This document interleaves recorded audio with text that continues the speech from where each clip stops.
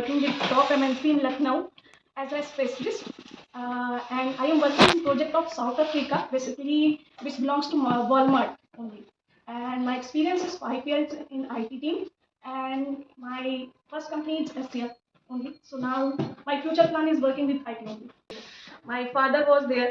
ये तो आपने सॉरी इंटरप्ट करा था आपको, आपने 12th के बाद हाँ जी, एक्चुअली मैं ग्रेजुएशन परस्यू कर रही थी हाँ। और एससीएल ने उस टाइम पे 2017 में प्रोग्राम लॉन्च किया था ECP, that is early career program. अच्छा। तो उस पे उस टाइम पे वो 2 साल पहले के बैच के जो 12 पास आउट थे उनको उन्होंने कंसीडर किया था। अच्छा। एंड उन्होंने टॉप 100 डिस्ट्रिक्ट से टॉप 100 बच्चे उठाए थे उस टाइम पे एज पर इंटरव्यू बेसिस।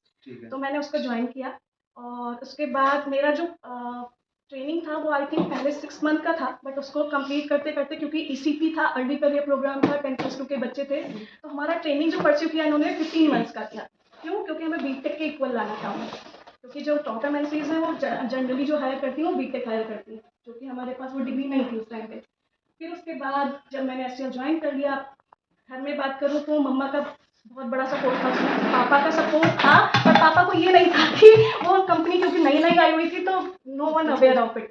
अभी जितना सब लोग अवेयर हो गए हैं एससीएल के बारे में, पहले नहीं थे तो मम्मा ने सपोर्ट किया। फिर मैं आई एससीएल में एज ए एनालिस्ट एंड उसके बाद मेरा प्रमोशन हुआ senior analyst and now I am specialist in SCL. So basically challenges आते हैं जैसे कि आपने कॉलेज, आपने तो जो कॉलेज वाला लाइफ है वो आपने कॉर्पोरेट में जिस साल मैंने एससीएल ज्वाइन किया था मेरा बीएससी लास्ट ईयर था।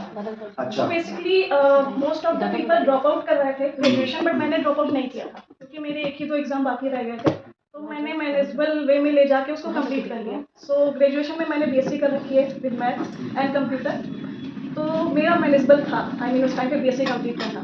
कॉर्पोरेट में क्या एनवायरनमेंट है, मतलब एक फीमेल्स के लिए, और आपका इंडिविजुअल क्या रिएक्शन है? ओके, सो कॉर्पोरेट में एनवायरनमेंट ये है कि कोई किसी का दोस्त नहीं है, ठीक है? Everyone is friend. आपके कलीग्स सुन रहे होंगे। No, we are also from HCL. Like, no, three people are. You are also from HCL. I am. Radhika, you joined HCL. So I think everyone also from HCL.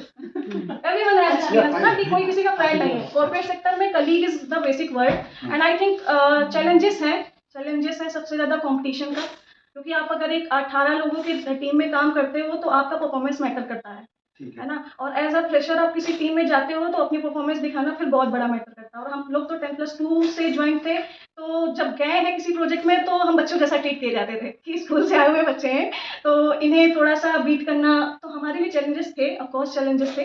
लेकिन यही है कि अगर learning है basic things की and बाकी सारी चीज़ों की, कॉर्पोरेट इन्वायरमेंट की थोड़ी बहुत जानकारी है, डिस्टेंस की, प्राइवेसी की, then I think nothing is impossible. जी जी। और एक बात और है, क्योंकि हम ये वुमेन्स डे सेलिब्रेट कर रहे हैं, तो क्या रोल है एक्चुअली ऑफिस में मेल काउंटर पार्ट का, ठीक है, जो आपके कलीग्स हैं।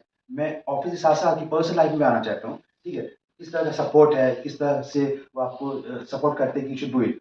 तो फर्स्ट कॉर्पोरेट, जो प्रोफेशनल लाइफ, जहाँ पे आप अपने कलीग्स के जो मेल काउंटर पार्ट है, दूसरा फैमिली में, योर फादर, ब्रदर, हस्बैंड। तो प्लीज अगर if I talk about male counterpart in corporate sector, then you know seniors were very supportive actually. और जो साथ के पीयर्स और जो साथ के पीयर्स हैं, हम उम्र में एक तो बेसिकली अगर लड़कों की बात करें तो वो गर्ल्स का अगर वो उनको जज कर रही है या उनको वो उनकी आरएम बन गई है, एसडीएम बन गई है, so they are not very supportive actually, what I can feel, है ना। तो उस पे बहुत सारे चैलेंजेस ये है कि हमें उनको बीट करना है, आई मीन बहुत काम वे में रह के हंसते मुस्कुराते फिर निकल जाएंगे, फिर कोई इशू नहीं है। अच्छा, जब ऑर्डर्स फीमेल से आते हैं ना तो they are not ready to take it. अगर हमने गुस्सा किया जेन्युइन केस पे, दिस हैपेंस, अगर हम जेन्युइन वे में भी, जेन्युइन कारण से भी गुस्सा कर रहे हैं, तो द एक्चुअल रीजन लगता है घर पे लड़ाई करके आई है।